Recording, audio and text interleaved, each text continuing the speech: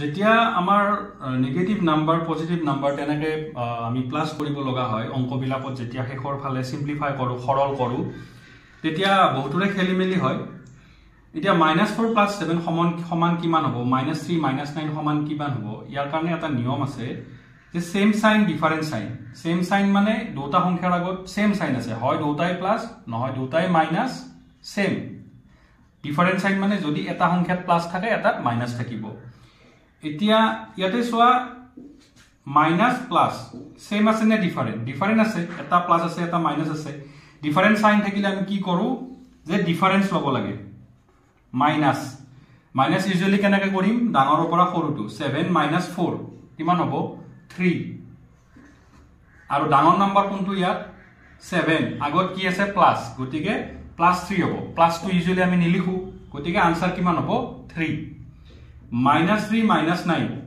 এটা সোয়া same sign আছে দুটাই মাইনাস এটু মাইনাস সেম সাইন হলে কি কৰিম আমি সাম মানে এড প্লাস কৰিম 9 + 3 কিমান 12 হয় আৰু ডাঙৰ নাম্বাৰ কোনটো 9 সন্মুখত কি আছে মাইনাস গতিকে মাইনাস বহাই দিম ঠিক তেনেকৈ ইয়াত সোয়া 5 - 8 ইয়াত একো নাই মানে প্লাস আছে প্লাসটো আমি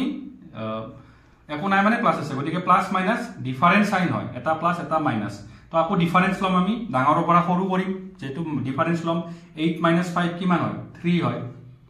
আৰু ডাঙৰ নাম্বাৰ কোনটো ইয়াৰে 8 হয় 8ৰ আগত কি আছে মাইনাস আছে গতিকে মাইনাস দিম आंसर হ'ব -3 তেনেকুৱা এতিয়া ঠিক যদি এই সংখ্যা বিলাকৰ লগত ভেৰিয়েবল যোগ হৈ থাকে ধৰা 4x + 7x